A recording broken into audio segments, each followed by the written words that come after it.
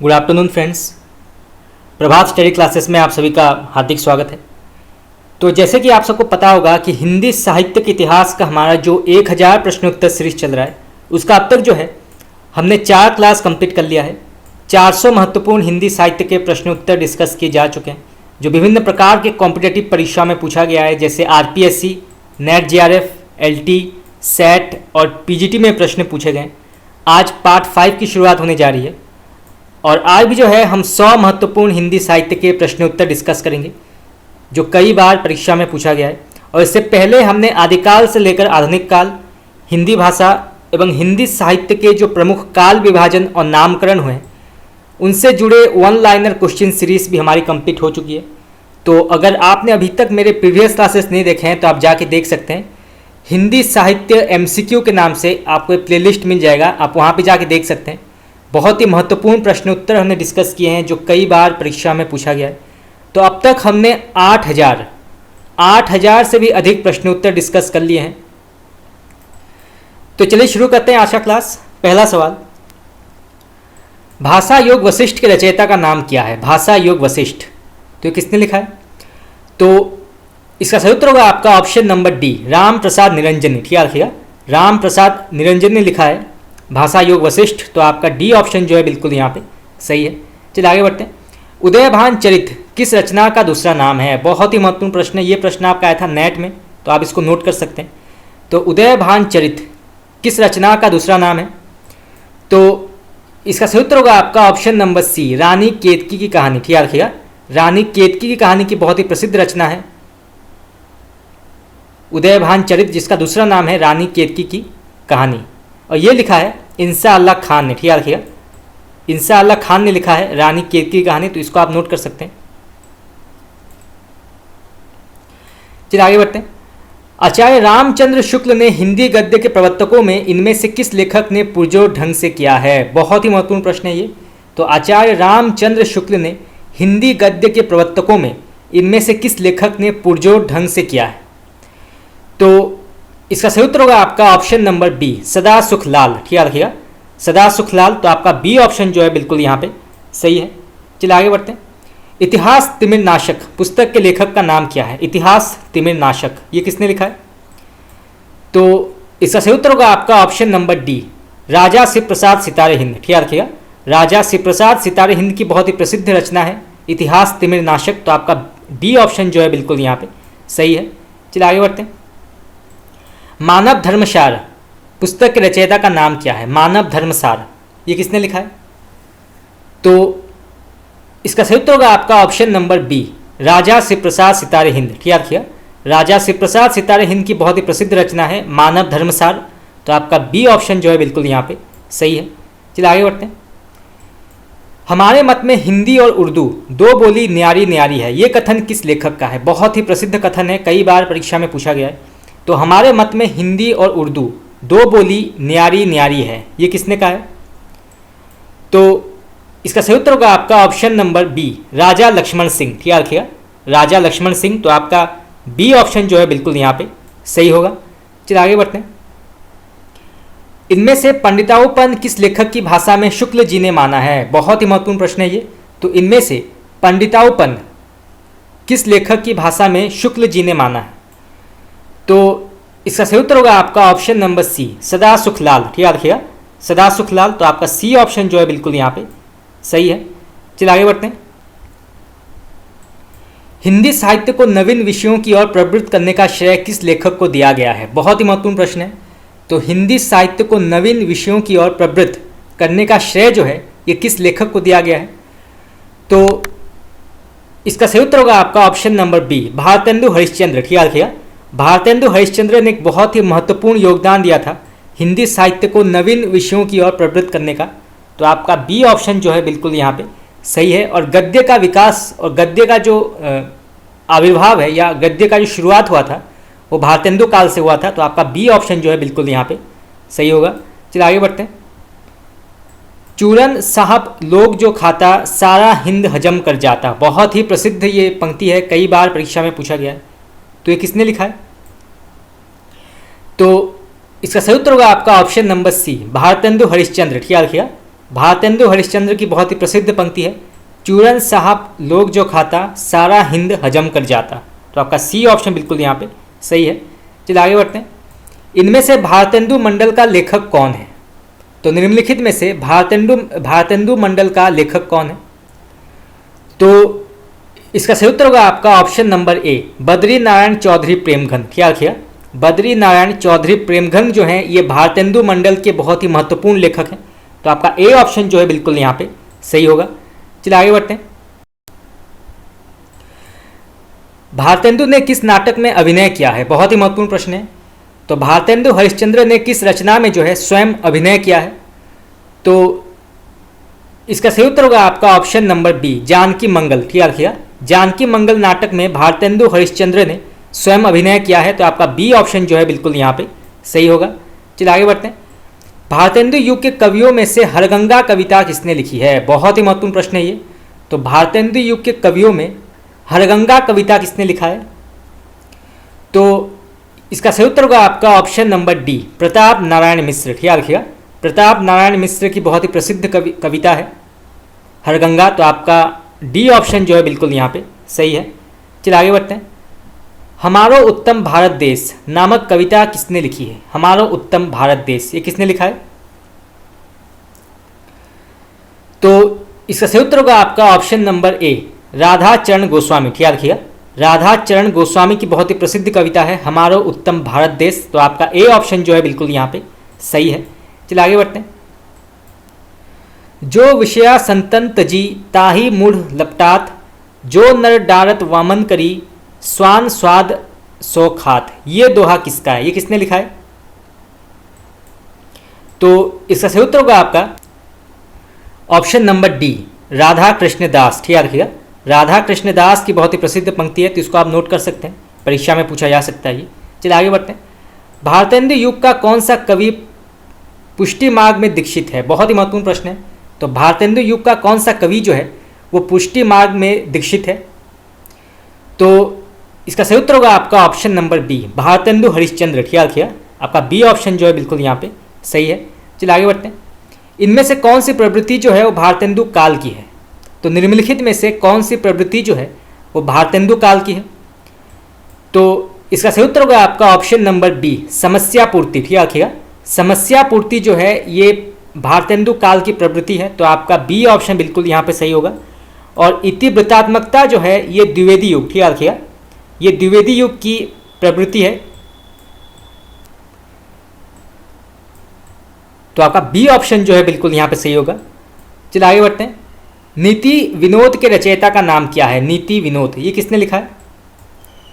तो इसका सही उत्तर होगा आपका ऑप्शन नंबर ए, गोविंद गिल्ला भाई। ठीक रखिएगा, गोविंद गिल्ला भाई ने लिखा है नीति विनोद। तो आपका ए ऑप्शन जो है बिल्कुल यहाँ पे सही है।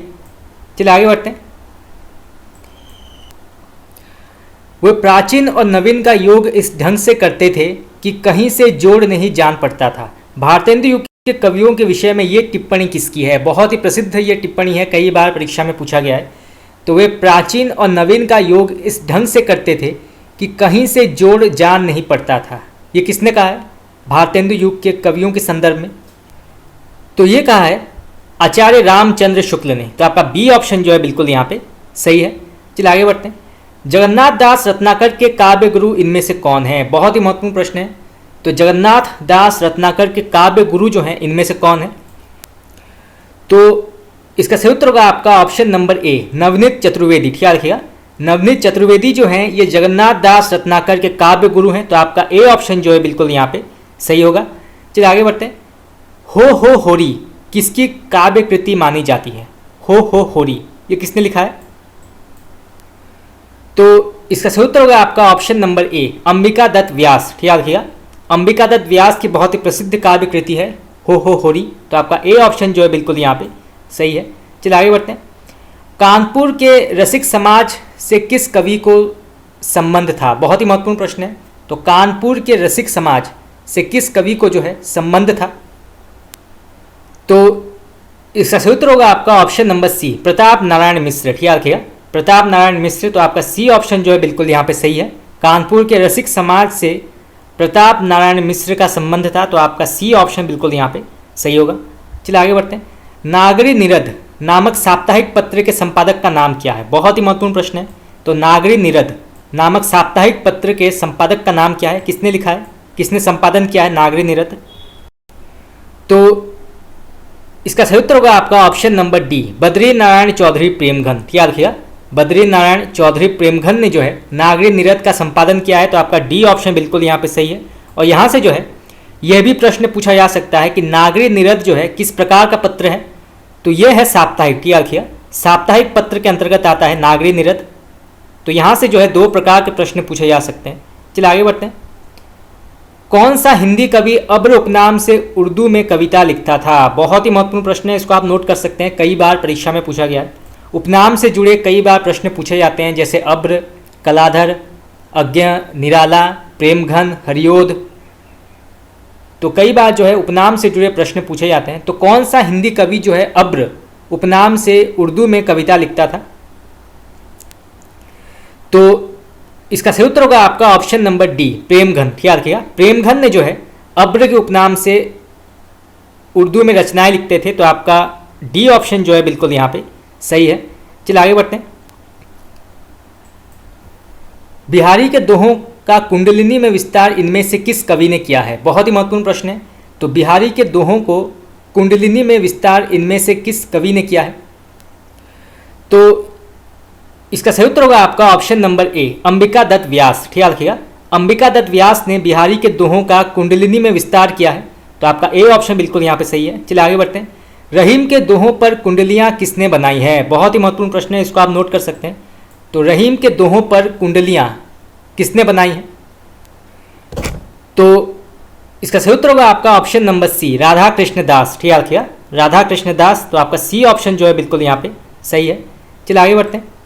फूलों का गुच्छा रचना के रचनाकार का नाम क्या है? फूलों का गुच्छा ये किसने लिखा है? तो इसका सही उत्तर होगा आपका ऑप्शन नंबर सी, भारतेंदु ने। याद रखिएगा, भारतेंदु हरिश्चंद्र की बहुत ही प्रसिद्ध रचना है फूलों का गुच्छा। तो आपका सी ऑप्शन बिल्कुल यहाँ पे सही है। चलिए आगे बढ़ते हैं। प्रेम संपत्ति लता के रचयिता का नाम क्या है? प्रेम संपत्ति लता ये किसने लिखा है?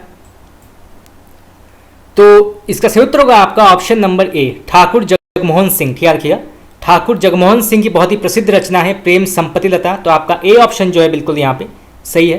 चलिए आगे बढ़ते हैं। बकरी विलाप किसकी कृति मानी जाती है? बकरी विलाप ये किसने लिखा है? तो इसका सही उत्तर होगा आपका option number B, Bharatendu Harishchandra. याद रखिएगा, भारतेंदु हरिश्चंद्र की बहुत ही प्रसिद्ध काव्य कृति है बकरी विलाप। तो आपका बी ऑप्शन जो है बिल्कुल यहाँ पे सही है। चलिए आगे बढ़ते हैं। पावस पचासा कृति के रचयिता का नाम क्या है? पावस पचासा ये किसने लिखा है? ये भी कई बार प्रश्न जो है परीक्षा में पूछा जाता है। तो इसका सही उत्तर होगा आपका option number B, Ambika Datt Vyas. याद रखिएगा, अंबिका दत्त व्यास की बहुत ही प्रसिद्ध कृति है पावस पचासा। तो आपका बी ऑप्शन जो है बिल्कुल यहाँ पे सही है। चलिए आगे बढ़ते हैं। सुकवि सतसई कृति के रचनाकार का नाम क्या है? सुकवि सतसई ये किसने लिखा है? तो इसका सही उत्तर होगा आपका option number C, Ambika Datt Vyas. याद रखिएगा, अंबिका दत्त व्यास की रचना है सुकवि सतसई। तो आपका सी ऑप्शन बिल्कुल यहाँ पे सही है। चलिए आगे बढ़ते हैं। हार्दिक हर्षादर्श किसकी रचना है? हार्दिक हर्षादर्श जो है ये किसकी रचना है? तो इसका सही उत्तर होगा आपका ऑप्शन नंबर बी, प्रेमघन। याद रखिएगा, प्रेमघन की बहुत ही प्रसिद्ध रचना है हार्दिक हर्षादर्श। तो आपका बी ऑप्शन बिल्कुल यहाँ पे सही है। चलिए आगे बढ़ते हैं। उर्दू का स्यापा के रचनाकार का नाम क्या है? उर्दू का स्यापा ये किसने लिखा है? ये भी कई बार प्रश्न जो है परीक्षा में पूछा गया है। तो इसको आप नोट कर सकते हैं, उर्दू का स्यापा। तो इसका सही उत्तर होगा आपका option number C, Bharatendu Harishchandra. याद रखिएगा, भारतेंदु हरिश्चंद्र की बहुत ही प्रसिद्ध रचना है उर्दू का स्यापा। चलिए आगे बढ़ते हैं। देवयानी किसकी रचना है? देवयानी ये किसने लिखा है? तो इसका सही उत्तर होगा आपका ऑप्शन नंबर ए, ठाकुर जगमोहन सिंह। याद रखिएगा, ठाकुर जगमोहन सिंह की बहुत ही प्रसिद्ध रचना है देवयानी। तो आपका ए ऑप्शन जो है बिल्कुल यहाँ पे सही है। चलिए आगे बढ़ते हैं। धन्य भूमि भात सब रत्ननी की उपजावनी ये पंक्ति किसकी है? तो ये लिखा है प्रेमघन ने। याद रखिएगा, प्रेमघन की बहुत ही प्रसिद्ध पंक्ति है, धन्य भूमि भात सब रत्नी की उपजावनी। ये जो है प्रेमघन ने लिखा है। तो आपका ए ऑप्शन जो है बिल्कुल यहाँ पे सही है। चलिए आगे बढ़ते हैं। भारतेंदु ने अपनी किस कविता में विदेशी वस्तुओं के बहिष्कार की प्रत्यक्ष रूप से प्रेरणा दी है? बहुत ही महत्वपूर्ण प्रश्न है। तो भारतेंदु ने अपने किस कविता में जो है विदेशी वस्तुओं के बहिष्कार की प्रत्यक्ष रूप से प्रेरणा दी है? तो इसका सही उत्तर होगा आपका ऑप्शन नंबर सी, प्रबोधिनी। ठीक है, रखिएगा, प्रबोधिनी में जो है उन्होंने विदेशी वस्तुओं के बहिष्कार का प्रत्यक्ष रूप से प्रेरणा दिया है। तो आपका सी ऑप्शन जो है बिल्कुल यहाँ पे सही है। चलिए आगे बढ़ते हैं। रोवहु सब मिली आवहु भारत भाई, ये पंक्ति किसकी है? ये किसने लिखा है ये पंक्ति? इसको आप नोट कर सकते हैं, परीक्षा में पूछा जा सकता है ये।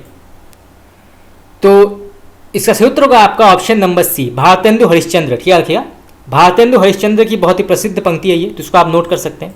चलिए आगे बढ़ते हैं। इनमें से भारतेंदु हरिश्चंद्र के काव्य की विशेषता नहीं है, तो निम्नलिखित में से जो है कौन सी विशेषता जो है भारतेंदु हरिश्चंद्र के काव्य के अंतर्गत नहीं आता है?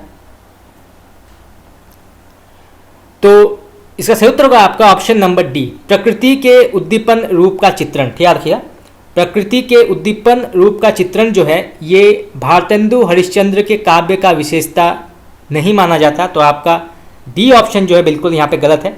बाकी राष्ट्रीयता का स्वर ये बिल्कुल सही है, और लोकगीत की शैली पर सामाजिक कविता ये भी बिल्कुल सही है, परंतु प्रकृति के उद्दीपन रूप का चित्रण जो है ये भारतेंदु हरिश्चंद्र के काव्य की विशेषता नहीं मानी जाती। तो आपका डी ऑप्शन जो है बिल्कुल यहाँ पे गलत है। चलिए आगे बढ़ते हैं। पूरी अमी की कटोरिया सी चिरंजीवो विक्टोरिया रानी, समस्या के पूरा होने पर किस कवि को सुकवि की उपाधि प्रदान की गई थी? बहुत ही महत्वपूर्ण प्रश्न है ये। प्रश्न आपको कई बार टीजीटी और पीजीटी परीक्षा में पूछा गया है। तो पूरी अमी की कटोरिया सी चिरंजीवो विक्टोरिया रानी, समस्या के पूरा होने पर किस कवि को सुकवि की उपाधि प्राप्त हुई थी? तो इसका सही उत्तर होगा आपका option number C, Ambika Datt Vyas. तो आपका सी ऑप्शन जो है बिल्कुल यहाँ पे सही है। चलिए आगे बढ़ते हैं। खड़ी बोली हिंदी की प्रथम गद्य रचना इनमें से कौन सी है? बहुत ही महत्वपूर्ण प्रश्न है। तो खड़ी बोली हिंदी की प्रथम गद्य रचना जो है इनमें से कौन सी मानी गई है? तो इसका सही उत्तर होगा आपका ऑप्शन नंबर ए, भाषा योग वशिष्ठ। ठीक है, रखिएगा, भाषा योग वशिष्ठ जो है इसको खड़ी बोली हिंदी की प्रथम गद्य रचना मानी जाती है। तो आपका ए ऑप्शन जो है बिल्कुल यहाँ पे सही है। चलिए आगे बढ़ते हैं। हिंदी साहित्य के आधुनिक काल में हम आधुनिक शब्द का क्या अर्थ ग्रहण करेंगे? तो हिंदी साहित्य के आधुनिक काल में हम आधुनिक शब्द का क्या अर्थ ग्रहण करेंगे? तो इसका सही उत्तर होगा आपका ऑप्शन नंबर सी, मध्यकाल से भिन्न और नवीन इहलौकिक दृष्टिकोण। ये जो है आपका सही ऑप्शन है। तो आपका सी ऑप्शन बिल्कुल यहाँ पे सही है। इसको आप नोट कर सकते हैं, परीक्षा में पूछा जा सकता है ये। चलिए आगे बढ़ते हैं। आधुनिक हिंदी गद्य के प्रवर्तन का श्रेय किसे जाता है? बहुत ही महत्वपूर्ण प्रश्न है। तो आधुनिक हिंदी गद्य के प्रवर्तन का श्रेय जो है ये किसे जाता है? तो इसका सही उत्तर होगा आपका ऑप्शन नंबर ए, भारतेंदु हरिश्चंद्र। ठीक है, रखिएगा, भारतेंदु हरिश्चंद्र को जो है आधुनिक हिंदी गद्य के प्रवर्तन का श्रेय जाता है। तो आपका ए ऑप्शन जो है बिल्कुल यहाँ पे सही है। चलिए आगे बढ़ते हैं।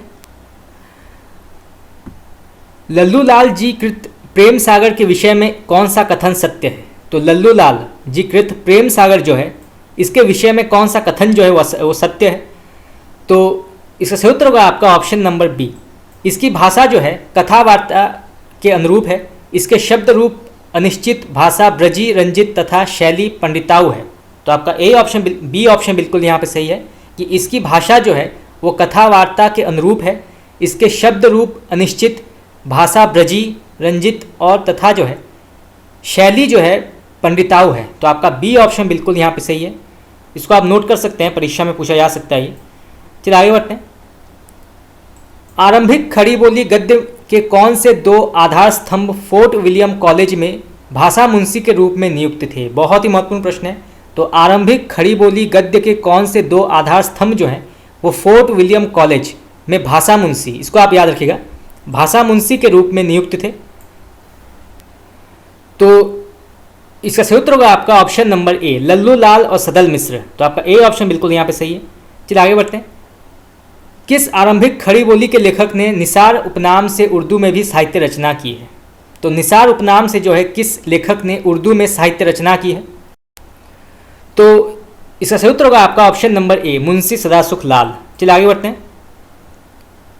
राजा लक्ष्मण सिंह का खड़ी बोली के स्वरूप संबंधी मत क्या था? तो इसका सही उत्तर होगा आपका ऑप्शन नंबर डी, विशुद्ध संस्कृत निष्ठ। चलिए आगे बढ़ते हैं। भारतेंदु द्वारा स्थिर किए गए खड़ी बोली गद्य के स्वरूप निर्माण के निम्नांकित आधारों में क्या असत्य है?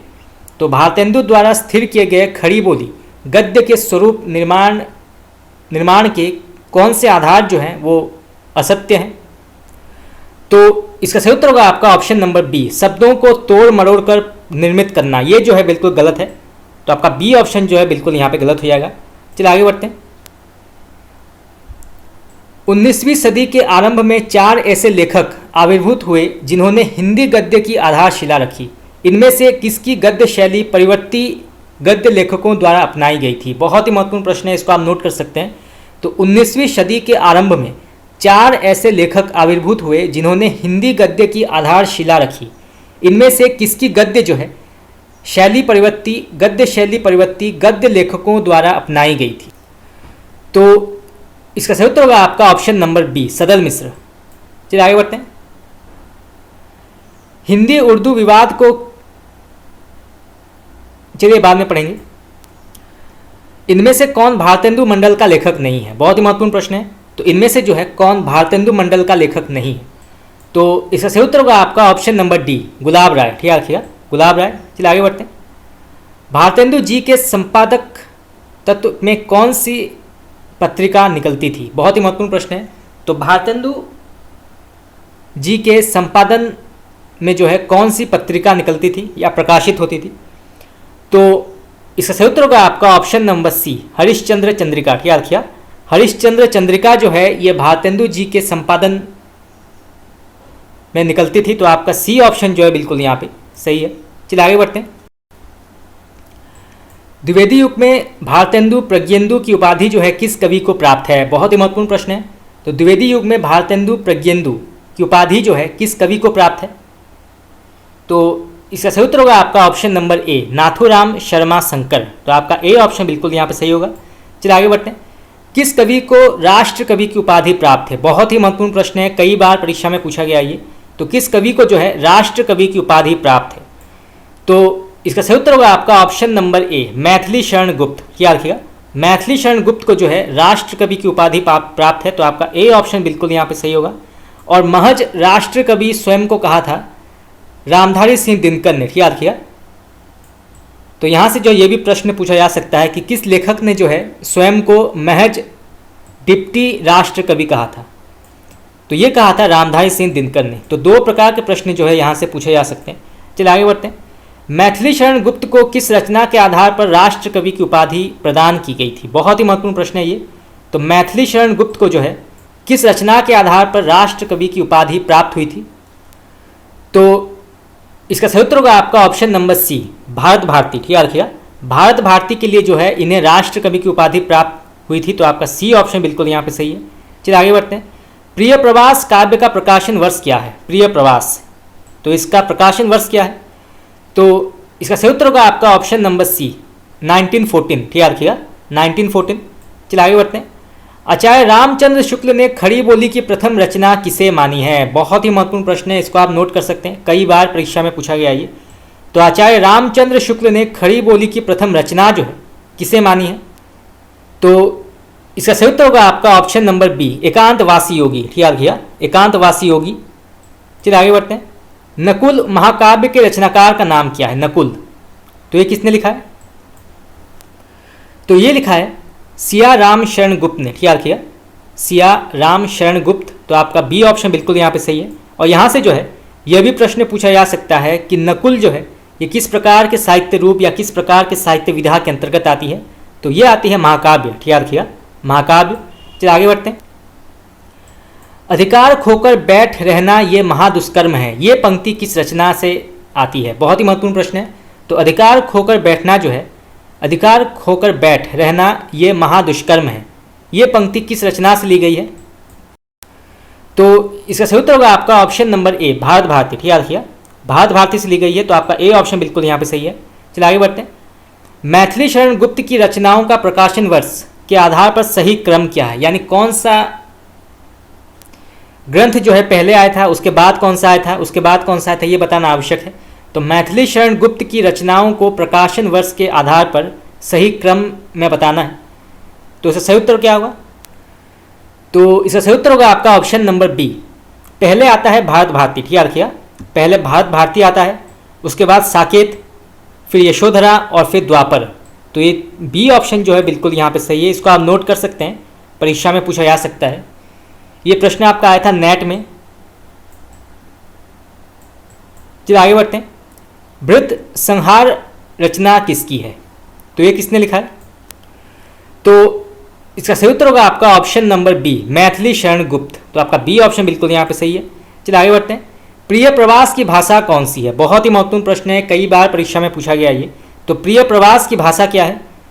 तो इसका सही उत्तर होगा आपका ऑप्शन नंबर डी, खड़ी बोली। क्या रखिएगा, खड़ी बोली में लिखा गया है प्रिय प्रवास। तो आपका डी ऑप्शन बिल्कुल यहाँ पे सही है। चलिए आगे बढ़ते हैं। मैथिली शरण गुप्त के रहस्यवादी गीतों का संयोजन किस कृति में किया गया है? बहुत ही महत्वपूर्ण प्रश्न है। तो मैथिली शरण गुप्त के रहस्यवादी गीतों का संयोजन जो है ये किस कृति में किया गया है? तो इसका सही उत्तर होगा आपका ऑप्शन नंबर ए, झंकार। याद रखिएगा, झंकार में किया गया है। तो आपका ए ऑप्शन बिल्कुल यहाँ पे सही है। इसमें जो है गुप्त जी के रहस्यवादी गीतों का संयोजन किया गया है। तो आपका ए ऑप्शन बिल्कुल यहाँ पे सही है। चलिए आगे बढ़ते हैं। वेणु लो गूंजे धरा, ये किसने लिखा है? बहुत ही महत्वपूर्ण ये पंक्ति है, कई बार परीक्षा में पूछा गया ये। तो वेणु लो गूंजे धरा, इसके रचयिता कौन है? तो ये लिखा है माखनलाल चतुर्वेदी ने। याद रखिएगा, माखनलाल चतुर्वेदी। तो आपका सी ऑप्शन जो है बिल्कुल यहाँ पे सही है। चलिए आगे बढ़ते हैं। बड़ी धूम से टेसू आए, लड़के लाड़ी साथ लगाए, ये पंक्ति किसकी है? तो बड़ी धूम से टेसू आए, लड़के लाड़ी साथ लगाए, ये पंक्ति किसने लिखा है? तो इसका सही उत्तर होगा आपका ऑप्शन नंबर बी, बाल मुकुंद गुप्त। ठीक है रखिएगा, बाल मुकुंद गुप्त। तो आपका बी ऑप्शन बिल्कुल यहाँ पे सही है। चलिए आगे बढ़ते हैं। मेरे चपल यौवन बाल अचल अंचल में पड़ा सो मचल कर मत साल, इन पंक्तियों के रचयिता का नाम क्या है? बहुत ही महत्वपूर्ण प्रश्न है। तो मेरे चपल यौवन बाल अचल अंचल में पड़ा सो मचल कर मत साल, ये किसने लिखा है? तो ये लिखा है मैथिली शरण गुप्त ने। ठीक है रखिएगा, मैथिली शरण गुप्त ने लिखा है। चलिए आगे बढ़ते हैं। जगत है सच्चा तनिक न कच्चा, समझो बच्चा इसका भेद, बहुत ही प्रसिद्ध पंक्ति है, ये कई बार आपके टीजीटी और पीजीटी में पूछा गया ये। तो जगत है सच्चा तनिक न कच्चा, समझो बच्चा इसका भेद, ये किसने कहा है?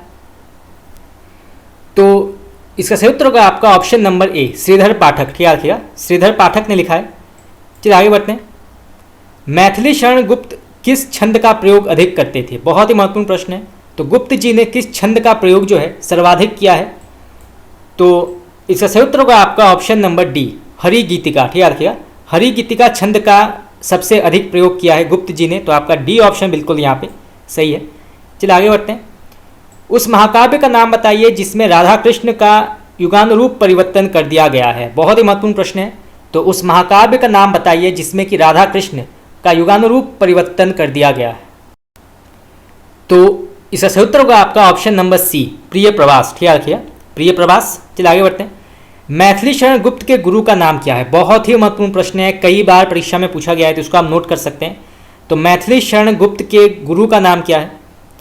तो इसका सही उत्तर होगा आपका ऑप्शन नंबर ए, महावीर प्रसाद द्विवेदी। ठीक है रखिएगा, महावीर प्रसाद द्विवेदी जो हैं ये गुप्त जी के गुरु हैं। तो आपका ए ऑप्शन जो है बिल्कुल यहाँ पे सही है।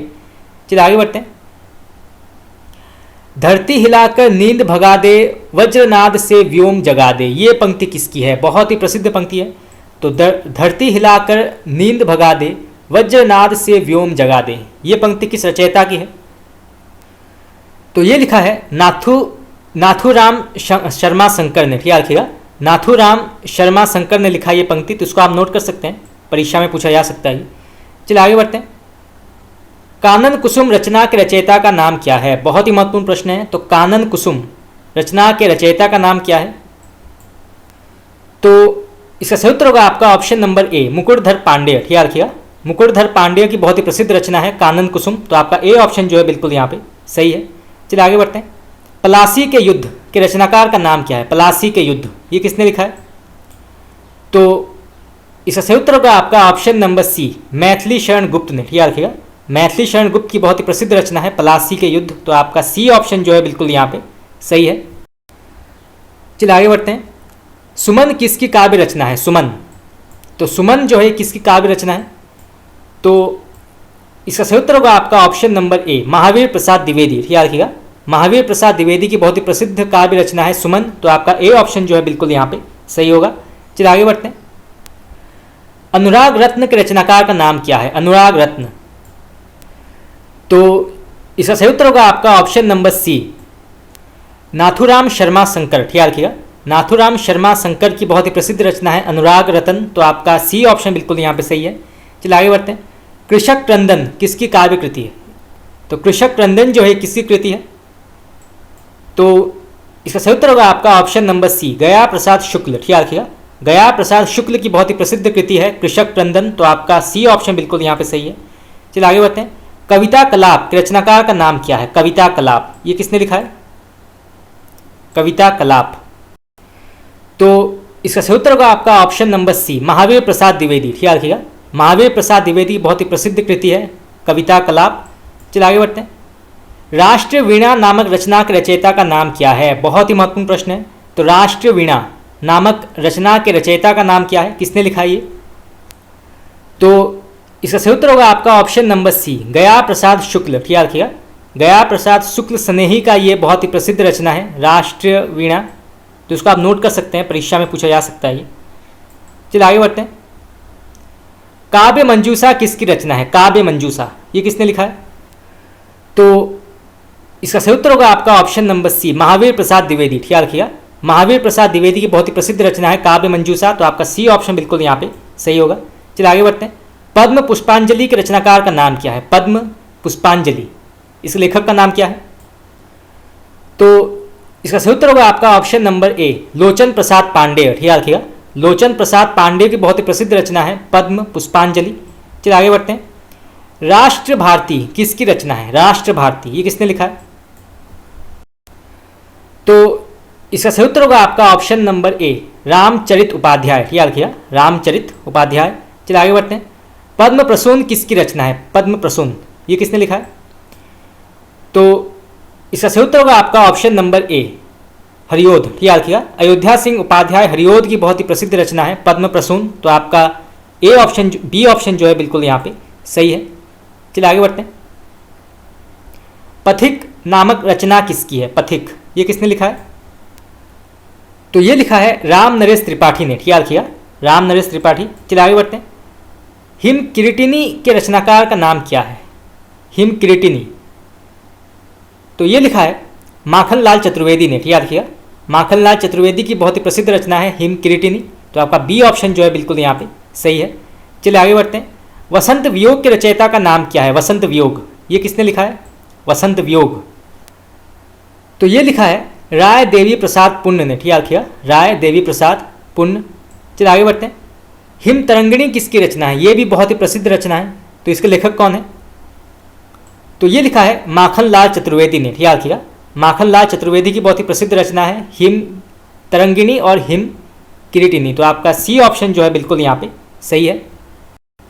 चलिए आगे बढ़ते हैं। स्वप्न किसकी काव्य कृति है? तो स्वप्न जो है किसकी कृति है?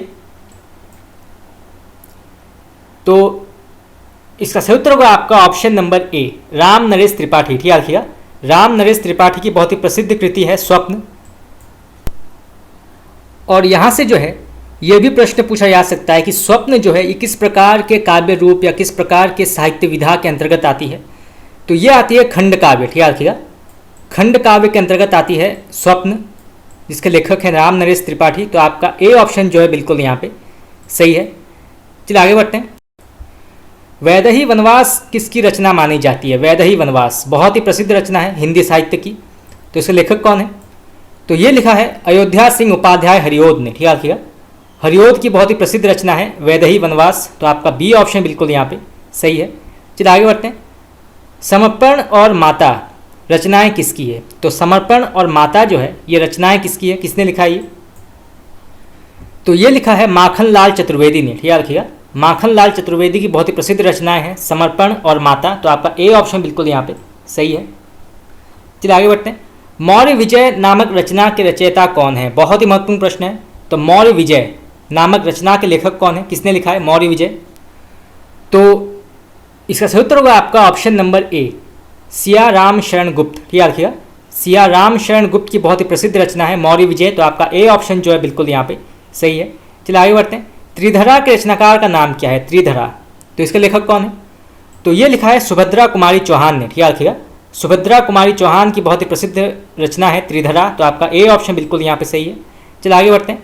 रेणुका नामक रचना किसकी है? रेणुका, तो रेणुका नामक रचना किसकी है? किसने लिखा है रेणुका? तो ये लिखा है रामधारी सिंह दिनकर ने, ठीक है, याद रखिएगा। रामधारी सिंह दिनकर की बहुत ही प्रसिद्ध रचना है रेणुका, तो आपका बी ऑप्शन बिल्कुल यहाँ पे सही है। चलिए आगे बढ़ते हैं। महावीर प्रसाद द्विवेदी किस छंदम नाम से अपनी रचनाएं सरस्वती में छापते थे? बहुत ही महत्वपूर्ण प्रश्न है, इसको आप नोट कर सकते हैं, कई बार परीक्षा में पूछा गया है ये। तो महावीर प्रसाद द्विवेदी किस छंदम नाम से अपनी रचनाएं सरस्वती पत्रिका में प्रकाशित करते थे? तो इसका सही उत्तर होगा आपका ऑप्शन नंबर बी, भुजंग भूषण भट्टाचार्य, ठीक है, याद रखिएगा। भुजंग भूषण भट्टाचार्य नाम से महावीर प्रसाद द्विवेदी सरस्वती पत्रिका में अपनी रचनाएं छापते थे, तो आपका बी ऑप्शन बिल्कुल यहाँ पे सही है। चलिए आगे बढ़ते हैं। कुरुक्षेत्र किसकी रचना है? कुरुक्षेत्र बहुत ही प्रसिद्ध रचना है ये हिंदी साहित्य की, तो इसके लेखक कौन है? तो ये लिखा है रामधारी सिंह दिनकर ने, ठीक है, याद रखिएगा। रामधारी सिंह दिनकर की बहुत ही प्रसिद्ध रचना है कुरुक्षेत्र, तो आपका बी ऑप्शन जो है बिल्कुल यहाँ पे सही है। चलिए आगे बढ़ते हैं। हुंकार नामक रचना के रचयिता का नाम क्या है? हुंकार, तो ये किसने लिखा है? हुंकार, तो इसके लेखक हैं रामधारी सिंह दिनकर, ठीक है, याद रखिएगा। रामधारी सिंह दिनकर की बहुत ही प्रसिद्ध रचना है हुंकार, तो आपका बी ऑप्शन बिल्कुल यहाँ पे सही होगा। चलिए आगे बढ़ते हैं। रश्मि रेखा किसकी रचना है? रश्मि रेखा, तो इसके लेखक कौन है? तो इसके लेखक हैं बालकृष्ण शर्मा नवीन, ठीक है, याद रखिएगा। बालकृष्ण शर्मा नवीन जो है इसके लेखक हैं रश्मि रेखा के, और नवीन जो है इनका उपनाम है, तो इसको आप नोट करके रखिए, परीक्षा में पूछा जा सकता है कि नवीन उपनाम जो है किस लेखक का है, तो वो है बालकृष्ण शर्मा, तो आपका ए ऑप्शन जो है बिल्कुल यहाँ पे सही है।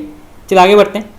हल्दी घाटी के रचनाकार का नाम क्या है? हल्दी घाटी, तो ये किसने लिखा है? तो ये लिखा है श्याम नारायण पांडेय ने, ठीक है, याद रखिएगा। श्याम नारायण पांडेय की बहुत ही प्रसिद्ध रचना है हल्दी घाटी, तो आपका सी ऑप्शन जो है बिल्कुल यहाँ पे सही है। चलिए आगे बढ़ते हैं। कश्मीर सुषमा के रचयिता का नाम क्या है? कश्मीर सुषमा, तो इसके लेखक कौन है? तो इसके लेखक हैं श्रीधर पाठक, ठीक है, याद रखिएगा। श्रीधर पाठक जो हैं इसके लेखक हैं कश्मीर सुषमा के, तो आपका ए ऑप्शन जो है बिल्कुल यहाँ पे सही है। चलिए आगे बढ़ते हैं। कानन कुसुम किसकी रचना है? कानन कुसुम, तो इसके लेखक कौन है? तो इसके लेखक हैं मुकुटधर पांडेय, ठीक है, याद रखिएगा। मुकुटधर पांडेय जो हैं इसके लेखक हैं कानन कुसुम के, तो आपका बी ऑप्शन जो है बिल्कुल यहाँ पे सही है। चलिए आगे बढ़ते हैं। गुप्त का वो काव्य जो राष्ट्र भावना और हिंदूवादी दृष्टिकोण की अभिव्यक्ति करता है तथा राष्ट्रीय सांस्कृतिक चेतना जगाने में अपनी असमानांतर लोकप्रियता रखता है, तो वो कौन है? तो वो कौन सी रचना है? तो वो है भारत भारती, ठीक है, रखिएगा। भारत भारती में जो है राष्ट्रीय सांस्कृतिक चेतना जगाने में अपना लोकप्रियता रखता है, तो आपका ए ऑप्शन जो है बिल्कुल यहाँ पे सही है। चलिए आगे बढ़ते हैं। मैथिली शरण गुप्त की इन रचनाओं को काल क्रम के अनुसार बताइए, यानी कौन सी रचना जो है पहले आई थी, उसके बाद कौन सी आई थी, उसके बाद कौन सी आई थी, ये जानना आवश्यक है। ये प्रश्न आपका आया था नेट में, तो अत्यंत ही महत्वपूर्ण प्रश्न है ये। तो इसका सही उत्तर होगा आपका ऑप्शन नंबर सी, पहले आता है हेमंत, ठीक है, रखिएगा। हेमंत, फिर रंग में भंग, फिर भारत भारती और फिर साकेत, तो आपका सी ऑप्शन जो है बिल्कुल यहाँ पे सही है।